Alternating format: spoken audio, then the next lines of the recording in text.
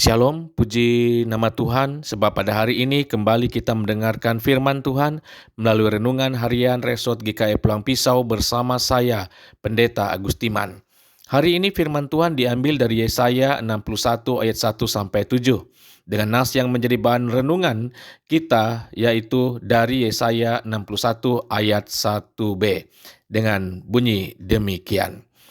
Ia telah mengutus aku untuk menyampaikan kabar baik.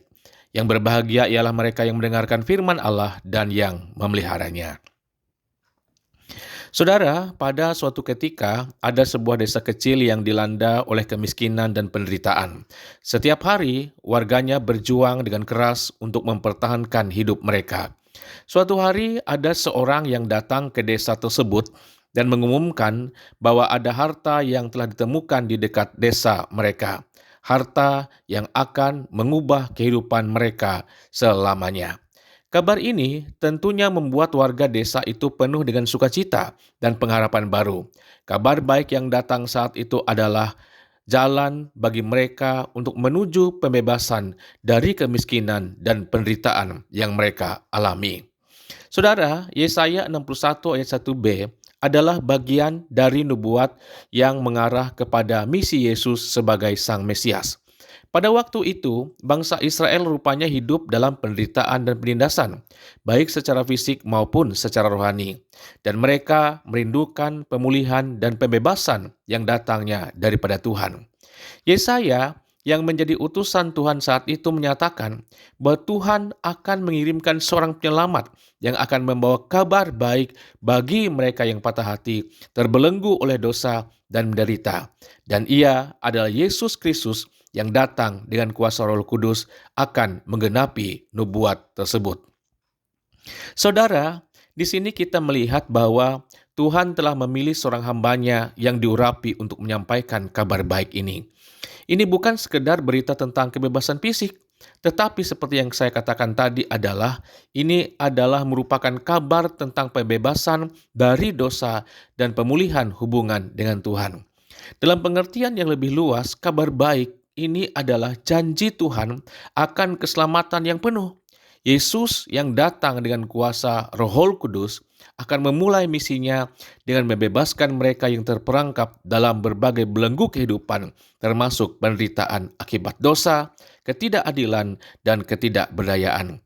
Dan kalau kita lihat dalam Lukas 4 ayat 18-19, di situ tercatat bahwa dia adalah utusan yang diurapi untuk membawa kabar baik tersebut. Melaluinya, yaitu Yesus Kristus, umat manusia diberi kesempatan untuk mengalami pembebasan yang sejati, baik fisik, emosional, maupun rohani. Nah, jadi Yesus tidak hanya datang untuk mengajar, saudara, tetapi untuk menyembuhkan, membebaskan, dan untuk menyelamatkan. Saudara yang dikasihi Tuhan, kabar baik yang Yesus bawa adalah kabar yang akan mengubah kehidupan kita. Ketika kita mendengarnya, kita tidak hanya menerima berita tentang keselamatan, tetapi kita juga dipanggil untuk menjadi pembawa kabar baik itu bagi orang lain yang ada di sekitar kita. Kita tahu dunia ini penuh dengan orang-orang yang terjebak dalam kegelapan, penderitaan, dan pengharapan yang hilang. Nah, sebagai umat percaya, kita diundang untuk menjadi terang dan penghiburan bagi mereka. Kita dipanggil untuk hidup seperti Yesus yang mengurapi kita dengan rohnya agar kita dapat membebaskan dan membawa harapan kepada mereka yang membutuhkan. Nah, sebagai umatnya, kita diajak untuk melihat dunia dengan mata kasih Tuhan dan merespon dengan tindakan nyata dalam hidup kita. Melalui kata-kata dan perbuatan kita, mari kita sebarkan kabar baik ini, saudara, agar lebih banyak orang merasakan pembebasan dan pengharapan di dalam Yesus Kristus. Ingatlah, kabar baik yang diterima dengan hati yang terbuka akan mengubah kehidupan kita. Dan kabar baik yang dibagikan dengan kasih akan mengubah dunia ini. Kita berdoa. Kami ucapkan terima kasih Tuhan Yesus buat setiap kasih kebaikan Tuhan dan juga kebenaran firman-Mu yang boleh mengajarkan kami agar kami pun boleh menjadi saksi bagi dunia ini lewat perkataan, perbuatan, dan tindakan kami. Pakailah kami Bapa dan tolonglah kami dengan kuasa Roh Kudus-Mu agar kami dapat menjadi garam dan terang dunia. Saat ini hamba berdoa untuk gereja Bethesda Anjak Maju. Engkau berkati gereja maupun jemaat maupun majelis Tuhan, sehingga mereka selalu boleh dekat dengan Tuhan.